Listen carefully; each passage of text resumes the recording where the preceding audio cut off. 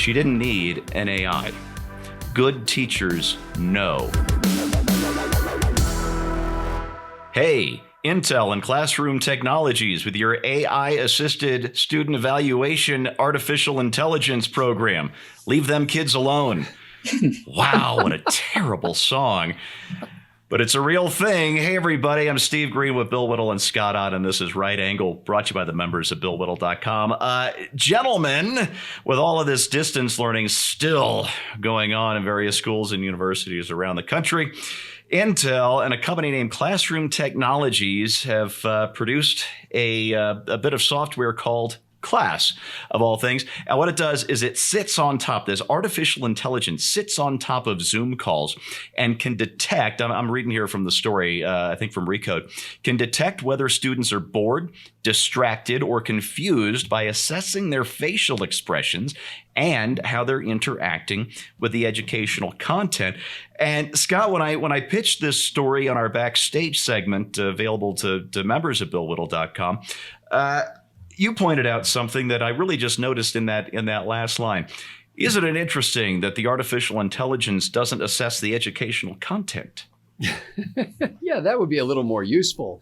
I mean, to me, there ought to be buttons next to these students like they do when they bring audiences together and have them watch new shows or movies and then ask them to press buttons at various points, asking them how happy they are with what's going on, or presidential debates where they do the same thing. Yeah, it's a real challenge. Obviously, we're using this medium right now, and people will tune out the moment they get bored. And you have the advantage if you are in a classroom and you're standing around with 20 or 30 students that you can kind of exert your physical presence. I have taught young people and old alike, and I found one of my favorite techniques is I don't actually call out the person who's dozing off or not paying attention. I just go stand right next to them. And so, you've got that advantage where you can just walk over to somebody and look them right in the eye. And, and it is, I feel when I was teaching, it is my burden to engage the student. If the student is bored, I felt that I was failing, not that they were doing something wrong. Now, of course, because they're children and we're adults, we can assert that we are engaging them, but they are failing to be engaged because, adults are right and kids are wrong. But I think, that the premise that we need to monitor students so that we can essentially discipline them or snap them to attention is based on the idea that the instructor is not responsible for the content and the power thereof to engage the student.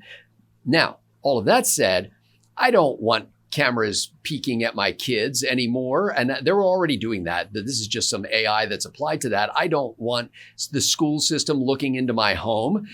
There's a good reason why I have my home with walls. It's because I don't want the government inside. Indeed. Bill, again, according to the story, Classroom Technologies plans to test Intel's student engagement analytics technology. Wow, what a name. Which captures images of students' faces and uses computer vision technology, combines that with contextual information about what a student is working on moment by moment, all to assess a student's state of understanding. That seems like an awful lot of work. But I guess my question here is, putting AI and cameras in every kid's laptop, what could possibly go wrong? Do you know what I'd like to see, Steve? I'd like to see a scientific control experiment where they use the Intrudothon 5000 or whatever this thing is called and have it analyze the opening credits to the Brady Bunch. That's what I would like to see. I would like the AI to tell me whether it's Bobby that's looking a little bored, or is it maybe Marcia who's drifting off and not paying attention? I would be very happy to see all online classroom learning, Zoom call learning, go the way of the dinosaurs. There's absolutely it just, I mentioned this in the technocracy firewall. When you put things inside the frame, you are enormously reducing the complexity of whatever you're dealing with. First of all, you're taking it from 3 dimensions into 2. You're removing all other senses, no sense of smell, no sense of taste, no sense of touch. That's all gone. And and no idea what's going on either outside the boundaries of the frame or outside the boundary of the frame that way. So the guy could be playing, Medal of Honor for all you know, while the camera's looking at him. So all of it's just, it's a device to measure deviation in a technique that we should not be using at all. And when I first heard you pitch this idea, my first reaction was very negative. It's like, isn't that what the teachers for? Isn't that what we hired teachers for? Aren't they supposed to be able to tell? Now, if the AI is able to tell that somebody's bored, then what? What actually happens? Does a bell go off? Do you lose a gold star? Well, of course, you don't lose a gold star. Everybody gets a gold star. But I mean, what happens? Does it notify the teacher that? And by the way, does it say Johnny Thompson is having a problem, or does it say, unit in sector 14 is performing suboptimally? Corrective measures must be taken, or else face replacement yourself. Things become so Orwellian that it's almost Orwellian. Yeah. Well put. I'm going to steal that phrase.